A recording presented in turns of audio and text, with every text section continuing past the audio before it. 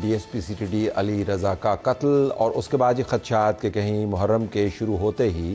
خاص قسم کی فرقہ وارانہ دہشت گردی کی بنیاد پاکستان کے فائنینشیل نرو سینٹر میں تو نہیں رکھی جا رہی۔ ہمارے پاس اسلم خان صاحب موجود ہے، بیورو چیف سما ٹی وی کراچی۔ اسلم، بہت شکریہ۔ یہ بتائیے گا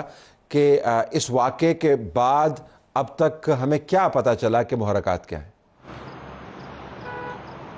دیکھیں، اگر ہم بات کریں محرکات کی تو جو تفتیشی حکام ہیں اب تک کوئی واضح نتیجے پر نہیں پہنچ سکے ہیں، لیکن اگر اس واقعے کو ہم دیکھیں، طلعت صاحب جہاں علی رضا سمجھتے تھے خود کو محفوظ، یہ ان کا اپنا ایک علاقہ تھا، شکیل اپارٹمنٹ کریم آباد کے علاقے میں، یہی ان کی جائے پیدائش بھی ہے اور یہاں وہ روز آتے تھے اور ان کو یہ لگتا تھا کہ یہ جگہ ان کے لیے بڑی سیکیور ہے، محفوظ ہے، لیکن ان کو وہی نشانہ بنایا گیا۔ 2 ملزمان تھے، 25 سے 26 سال ان کی عمریں بتائی جا رہی ہیں۔ 11 انہوں نے گولیاں چلائی تھی، جو کھول وہاں سے ملے ہیں، اور 4 گولیاں علی رضا کو لگی تھی، جن میں سے 2 جو ہے وہ کمر پہ لگی ہے، گردن پہ، اور چوتھی سر پہ لگی جو جان لیوا تھی۔ اور یہ اس واقعے کے جو محرکات ہیں اس میں جب وزیر داخلہ سندھ سے بات ہوئی تو ان کا کہنا یہ تھا کہ ایک وجہ شاید یہ بھی ہو سکتی ہے کہ جو یکم محرم کو یہ واقعہ ہوا تو شاید یہ کوئی فرقہ وارانہ قتل کی واردات ہو، لیکن اس کے ساتھ ساتھ اگر ہم دیکھیں خود ان کا بھی کہنا تھا کہ کالعدم تنظیموں کے خلاف بھی انہوں نے کارروائیاں کی ہیں، MKM لندن کے خلاف بھی کارروائی کی ہے، MKM کے خلاف جو آپریشن ہوا اس میں بھی کارروائیاں کی، اس کے ساتھ ساتھ لیاری گینگ وار کے خلاف بھی جو کارندے ہیں گینگ وار کے ان کے خلاف بھی بڑا ایک متحرک کردار ادا کیا۔ نام SSP جو CTD چودھری اسلم ان کا رہتا تھا، لیکن ظاہر ہے کہ ساتھ میں یہ بھی ایک بڑا کردار DSP علی رضا کا تھا۔ 27 اپریل 2012 کو ایک ہفتے تک لیاری میں جو آپریشن ہوا تھا اس میں بھی ایک بڑا ایک متحرک اگر کوئی شخص نظر آیا تو وہ چودھری اسلم کے بعد DSP علی رضا تھے جو وہاں پر موجود رہے۔ تو یہ ایک اگر ہم دیکھیں کہ واقعے میں ان میں کالعدم تنظیموں کے خلاف بھی کارروائیاں ہیں، اس میں جو ایک لیاری گینگ وار اگر ہم بات کریں تو ان کے خلاف بھی کارروائیاں، اور مختلف جو گروپس ہیں ان کے خلاف ان کی کارروائیاں رہی ہیں۔ تو اس کو بھی جو ایک معاملہ جو حکام ہے وہ اس کا جائزہ لے رہے ہیں۔ وہاں پہ جو CCTV فوٹیج تھی اس کو بھی حاصل کیا گیا ہے، ملزمان کے خاکے بنانے کی بھی کوشش کی جا رہی ہے، جیو فینسنگ جیو میپنگ بھی کی گئی ہے۔ آنے والے 1-2 دن میں شاید ہم کہہ سکتے ہیں کہ کوئی آگے پیش رفت ہوگی۔ پہلے ابتدائی طور پر یہ کہا جا رہا ہے کہ شاید یہ کوئی سیکٹریٹ واقعہ بھی ہو سکتا ہے۔ اسلم، 2-3 قسم کے زاویوں سے کراچی کے حالات کے اوپر توجہ آتی رہتی ہے۔ ایک تو ڈیلی کرائم ہے جس کے اندر ڈکیتیاں ہیں، جس کے اندر موبائل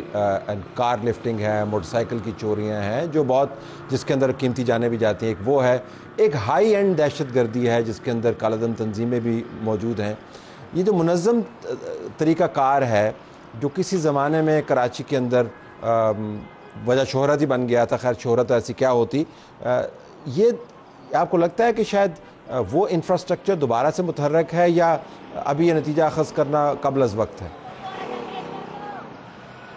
طلعت صاحب، شاید یہ ہم کہہ سکتے ہیں کہ نتیجہ یہ اخذ کرنا قبل از وقت ہوگا، لیکن اس کو نظر انداز نہیں کیا جا سکتا۔ آپ نے بالکل درست ایک پوائنٹ آؤٹ کیا کہ یہ جو ایک دہشت گردی کا جو ایک نیٹ ورک ہے اور جو کراچی کی ایک معاشی ایک صورتحال کے اگر ہم حوالے سے بات کریں جو اس کی امپورٹنس ہے، اور جو جس طرح بھی بات کریں کہ کراچی میں کوئی بھی چیز ہوتی ہے تو ظاہر ہے کہ اس کا بڑا امپیکٹ پڑتا ہے۔ میں آپ کو بتاؤں کہ PSL اگر یہاں پر ہو تو اس کے حوالے سے بڑے تھریٹس ہو جاتے ہیں، کیونکہ کرکٹ کی ایکٹیویٹی ہو تو اس کو بھی یہاں پر سبوداش کرنے کی کوشش کی جاتی ہے اور اس طرح کے شواہد بھی ملے ہیں اور بڑی اس پہ کارروائیاں بھی ہوتی رہی ہیں۔ اس کے بعد اگر ہم بات کریں محرم الحرام کے حوالے سے چیزیں اگر ہم دیکھیں تو اس وقت بھی یہ سیکیورٹی تھریٹ بڑھ جاتا ہے مختلف مواقع پہ۔ کراچی کے حوالے سے بالخصوص اگر ہم بات کریں کہ سیکیورٹی تھریٹ رہتا ہے، اور آپ دیکھیں کہ پاکستان اسٹاک ایکسچینج پر بھی دہشت گردوں کا حملہ ہوا، یہاں پر جو کونسل خانے ہیں ان کو بھی ٹارگٹ کرنے کی کوشش کی، خود CTD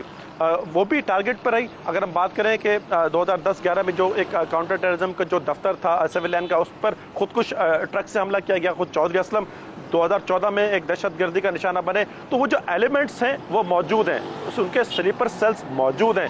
اب یہ واقعہ جس طرح ایک ٹارگٹ کیا گیا، 2 ہفتے تک ریکی کی گئی، ریکی 2 ہفتے تک ہوئی ہے، یہ پولیس حکام نے اور جو تفتیشی جو ٹیم ہے انہوں نے ایک اندازہ لگایا ہے۔ تو ظاہر ہے کہ 2 ہفتے تک جو ریکی کر رہے ہوں گے وہ کہیں نہ کہیں تو ان کے پاس رہائش بھی ہوگی، ان کے پاس لاجسٹک سپورٹ بھی ہوگی، اور ظاہر ہے کہ ان کے کھانے پینے کا بھی پورا انتظام ہوگا، تو موجود ہیں ایسے۔ اور انہوں نے ایک ہائی جو ٹارگٹ تھا اس کو انہوں نے اس کو چوز کیا اور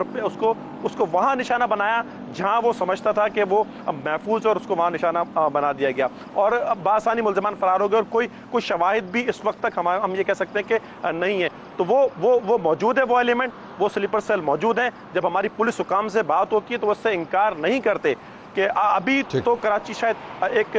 جو میں کہوں گا کہ ایک بنا ہوا ہے کہ اسٹریٹ کرائم کی وجہ سے یہاں ڈکیتی مزاحمت پر کوئی 70 لوگ جاں بحق ہوئے رواں سال، پچھلے سال 110 سے زائد ہوئے تھے۔ تو وہ ایک اپنی جگہ، لیکن جب یہ محرم الحرام آتا ہے، کوئی کرکٹ کی ایکٹیویٹی ہوتی ہے، لیکن جب کوئی خاص ایونٹ 14 اگست ہو، اس طرح کے جب دن آتے ہیں تو یقینی طور پر یہ جو سیکیورٹی تھریٹس ہیں طلعت صاحب وہ کئی گنا بڑھ جاتے ہیں، اور یہ روزانہ کی بنیاد پر بھی تھریٹس ہوتے ہیں۔ اسلم خان، ہمیشہ کی طرح بہت اچھی رپورٹنگ، بہت شکریہ آپ کا۔ ناظرین، ہماری طرف سے یہی کچھ اجازت چاہتے ہیں، اللہ حافظ۔ اسلام آباد ہائی کورٹ کے ایک جج صاحب کی ڈگری سے متعلق معاملہ پھٹ پڑا۔ اسلام آباد ہائی کورٹ کے اندر جو لائرز ہیں ان کی باڈی نے اس کو کنڈیم کیا، جج صاحبان کے خلاف جو کیمپین ہے اس کی شدید مذمت کی، اور بتایا کہ کیسے یہ بار جج صاحبان کے ساتھ سیسا پلائی دیوار کی طرح کھڑی ہے۔ اس کے ساتھ ساتھ جج صاحبان نے بھی اس کا نوٹس لیا، توہین عدالت کے نوٹسز جاری کیے، اور ساتھ پورا بینچ بنا دیا، اور اسلام آباد ہائی کورٹ کے چیف جسٹس نے یہ فرمایا کہ جس کسی نے بھی یہ کام کیا ہے، جو جملہ کوٹ ہوا جو میں نے دیکھا، اس کو گرمیاں اڈیالہ میں گزارنی پڑیں گی۔ جو معاملہ بڑا سنجیدہ ہے، اس کے اوپر ہم آئیں گے کہ اگر اس قسم کی کیمپینز چلتی رہیں تو پھر پبلک امیج کیا رہے گا۔ اگر پبلک امیج نہیں رہتا یا اس کے اندر کوئی خرابی آ جاتی ہے تو پھر پبلک کا اعتماد کیا رہے گا، کس اعتماد سے وہ ان فیصلوں کو مانیں گے جن کے ذریعے قانون کا اطلاق ہوتا ہے۔ اس پر بات کرنے کے لیے ہمارے پاس جو مہمان ہیں ان کا تعارف کروانے سے پہلے ہم آپ کو بتاتے ہیں کہ محرم الحرام شروع ہوا، ساتھ ہی کراچی میں دہشت گردی کی لہر کا ایک عکس آپ کو نظر آیا، جب کاؤنٹر ٹیررزم ڈپارٹمنٹ کا افسر دن دہاڑے دہشت گردوں کے ہاتھوں مارا جائے تو پھر سوال اٹھتے ہیں۔ اس کے اوپر ہم اپنے بیورو چیف اسلم خان سے بھی بات کریں گے۔ ہمارے پاس بلال اظہر کیانی صاحب موجود ہیں، مسلم لیگ نواز کی طرف سے ان کا شکریہ، سینیٹر ہمایوں مومن صاحب تحریک انصاف کی طرف سے، دونوں کا بہت شکریہ جی۔ ہمارے پاس عبدالقیوم صدیقی صاحب، صحافی، تجزیہ کار اور قانون اور آئین کے ماہر، ان کا شکریہ، اور ریاست علی آزاد صاحب، صدر اسلام آباد ہائی کورٹ بار ایسوسی ایشن، جنہوں نے بار ایسوسی ایشن کی طرف سے پریس کانفرنس میں بھی شرکت کی اور دھواں دھار طریقے سے بتایا کہ وہ ججز کے ساتھ کھڑے۔ آپ کا بھی بہت شکریہ۔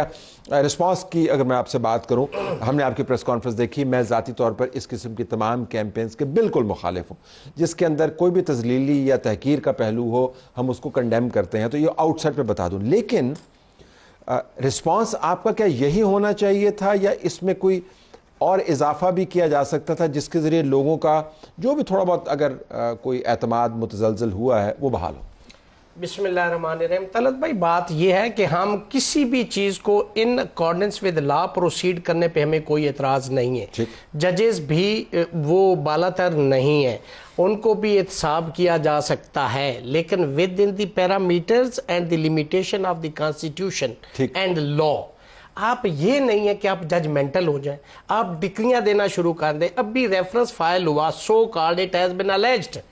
آپ یہ کہہ دیں کہ ڈگری جعلی نکل آئی، ڈگری یہ ہو گیا ہے کہ جج جعلی بیٹھا ہوا ہے، تو یہ ساری کمپین۔ یس، میں یہ سمجھتا ہوں کہ قانون جو ہے کنٹیمپٹ آف کورٹ جو ہے، اس کے جو آرڈیننس ہے 2003 اور جو آرٹیکل 204 کانسٹیٹیوشن آف 1973، اس کے ڈومین میں یہ ہے کہ آپ جج کے فیصلوں کا پوسٹ مارٹم کر دیں، آپ تیس نیس کر دیں، لیکن کسی جج کی ذات کو آپ سکینڈلائز نہیں کر سکتے، آپ اس کو ریڈیکولس نہیں کر سکتے، بینگ ادارہ نہیں کر سکتے۔ تو میں یہ سمجھتا ہوں کہ اس حوالے سے ہم نے رسپونڈ کیا ہے، چونکہ ایک پراپر فورم پہ کمپلینٹ چلی گئی، supreme judicial council is their,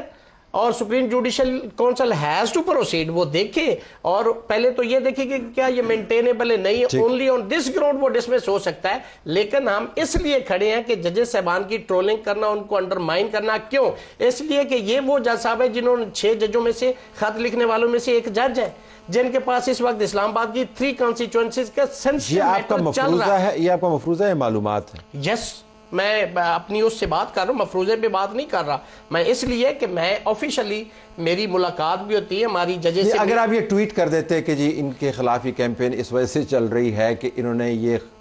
کیا ہے، تو وہ کیا ہوتا؟ میں نے آج موقف دے دیا، پریس کانفرنس میں دیتی ہوں میں ٹویٹ، شیخ رشید کی طرح وہ کہتے مان پڑھوں، میں ٹویٹ کرتے ہی نہیں ہوں۔ میں ویسے میں کہہ رہا ہوں، تو آپ نے اپنے رائے کا اظہار کر دیا نا؟ جی کر دیا۔